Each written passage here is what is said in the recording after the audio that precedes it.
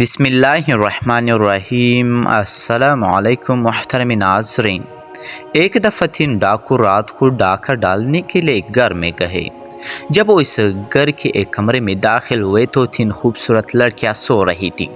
جب ڈاکو نے ان کو اکیلے میں دیکھا تو ان کے دل میں شیطانگی پیدا کر دی اور انہوں نے ان تینوں لڑکیوں کے ساتھ اسی کمرے میں زبردستی زنا شروع کر دیا۔ اس کمرے میں اندھیرا اتنا تھا کہ ان تینوں لڑکیوں کو ان لوگوں کی شکل کی پہچان نہ ہوئی اور تینوں ڈاکو بھی لڑکیوں کی شکل کو نہ دیکھ سکے۔ تینوں بہنوں سے زبردستی زنا کر کے وہ ڈاکو وہاں سے چلے گئے۔ چند دنوں بعد وہ تین ڈاکو ایک گلی میں گزر رہے تھے۔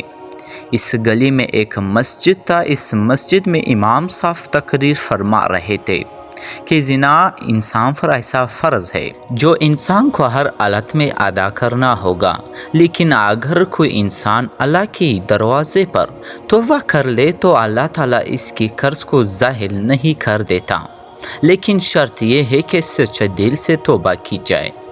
امام صاحب کی یہ بات ان تینوں کے دل کو جا لگی، کیونکہ وہ تینوں بھی بہنوں والے تھے۔ ان تینوں نے کہا اگر ہماری بہنوں کو کسی نامحرم نے ہاتھ تک لگایا تو ہم اس کو جان سے مار دیں گے۔ تو دوسرے نے کہا کہ جو قرض ہم پر ہے وہ ہمیں ہر حالت میں اتارنا پڑے گا۔ تیسرے نے کہا کہ گناہ ہم نے کیا اور سزا ہماری معصوم بہنوں کو بھگتنی پڑے گی۔ ایسی بھائیوں کی زندہ رہنے سے اچھا ہے کہ وہ پانی میں ڈوب کر مر جائے۔ اب تینوں کو اپنے اپنے گناہوں کا احساس ہو گیا اور انہوں نے ایک دوسرے سے کہا کہ اس کی تلافی کیسے کی جائے۔ آخرکار وہ تینوں اسی گلی میں جا کر بیٹھ گئے۔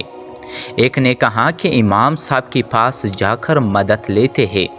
اس کے بعد وہ مسجد کے اندر داخل ہوئے اور امام صاحب کو سارے صورتحال سے آگاہ کیا۔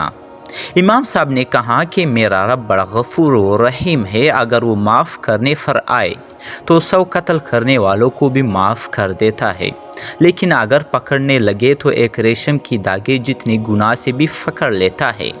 لیکن اگر تم سچے دل سے اس کی دروازے پر توبہ کرتے ہو تو وہ غفور الرحیم ہے، تمہیں ضرور معاف فرما دے گا، لیکن میرا رب اس وقت تک تمہیں معاف نہیں کرے گا جب تک وہ تینوں لڑکیاں تمہیں معاف نہیں کریں گے۔ آخرکار وہ اس لڑکیاں کے گھر کی طرف چل پڑے۔ چلتے چلتے وہ ان تینوں لڑکیوں کے گھر میں پہنچ گئے۔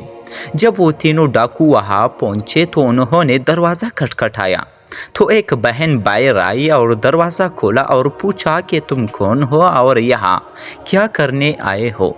تو ان تینوں میں سے ایک نے کہا کہ ایک ضروری کام تھا جس کو پورا کے بنے ہمیں سکون نہیں آ رہا۔ ان کی باتوں سے اس لڑکی کو تسلی ملی اور وہ تینوں کو اندر لے گئے۔ جب وہ اندر داخل ہوئے تو باقی دو بہنیں رو رہی تھیں، تو انہوں نے پوچھا کہ تم کیوں رو رہی ہو اور کیا تمہاری ماں باپ نہیں ہے؟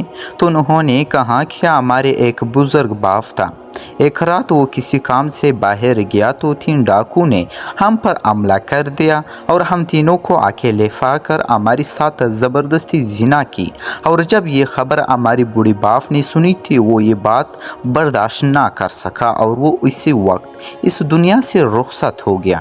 ناظرین، یہ سن کر ان تینوں میں سے ایک بولا کہ تم ان تینوں آدمیوں کو جانتے ہو جنہوں نے تمہارے ساتھ یہ ظلم کیا ہے؟ تو ان تینوں نے کہا کہ اندھیرے کمرے میں جب انہوں نے ہماری عزت کو بے آبرو کیا تو ہم ان کی شکل پہچان نہ سکی۔ اگر وہ آج ہمارے سامنے آ جائے اور ہم ان کو پہچان لیں تو ہم ان کو ٹکڑے ٹکڑے کر دیں گے اور اس کے بعد ہم اپنے پیٹ میں پھلتے ہوئے ان کی بچوں کو بھی قتل کر دیں گے، کیونکہ جن کی نامعلوم باپ کا کردار ایسا تھا تو وہ بڑے ہو کر وہ بہت بڑے مجرم بنیں گے۔ یہ سن کر ناظرین، ان تینوں میں سے ایک ڈاکو نے کہا کہ اس رات تم سے زبردستی زنا کرنے والا ہم تینوں تھے۔ یہ سن کر ان تینوں کی پیروں تلے سے زمین نکل گئی اور ایک بہن نے ایک خنجر اٹھایا اور ایک ڈاکو کی گردن پر رکھ دیا اور کہا کہ تمہاری وجہ سے ہم نے اپنی بوڑھے باپ کو کھو دیا اور ہماری کردار کو تم نے خاک میں ملا دیا، اب تمہارے اس دنیا میں رہنے کا کوئی حق نہیں۔ تو دوسرے نے کہا کہ واقعی ہم سے بہت بڑا گناہ ہوا ہے، لیکن ہم اس کی تلافی کرنے کے لیے ہی تمہارے پاس آئے۔ اگر ہم اپنے گناہ کی توبہ نہ کرتے تو ہم دوبارہ اس گھر میں کیوں آتے اور اپنے گناہ کے بارے میں کیوں بتا دیتے؟ یہ سن کر ناظرین اس نے کہا کہ تم اپنی غلطی کی اصلاح کیسے کر سکتے ہو؟ تو انہوں نے کہا کہ تم تینوں بہنوں سے شادی کریں گے اور اسی طرح ہم اپنے بچے کو ایک باپ کا نام دیں گے۔ پھر وہ لڑکیاں بھی ان کی اس بات پر رضامند ہو گئی اور ان سے شادی کرنے کے لیے تیار ہو گئی۔ لیکن تھوڑی دیر بعد ان ڈاکو میں سے ایک ڈاکو نے کہا کہ ہم نہیں جانتے کہ ہم میں سے کس ڈاکو کا کس لڑکی کی پیٹ میں بچہ پھیل رہا ہے۔ یہ بات سن کر سب پریشان ہو گئے۔ تھوڑی دیر سوچنے کے بعد انہوں نے کہا کہ ہم امام مسجد کے پاس چلتے ہیں اور انہی سے کہتے ہیں کہ اس مسئلے کا حل نکال دیجیے۔ پھر ایک نے کہا کہ ہم امام صاحب کو یہاں بلا دیتے ہیں۔ ان دونوں نے اس کی بات پر اتفاق کیا۔ پھر ایک ڈاکو امام صاحب کو لے کر حاضر ہوا اور امام صاحب کو تمام صورتحال سے آگاہ کیا۔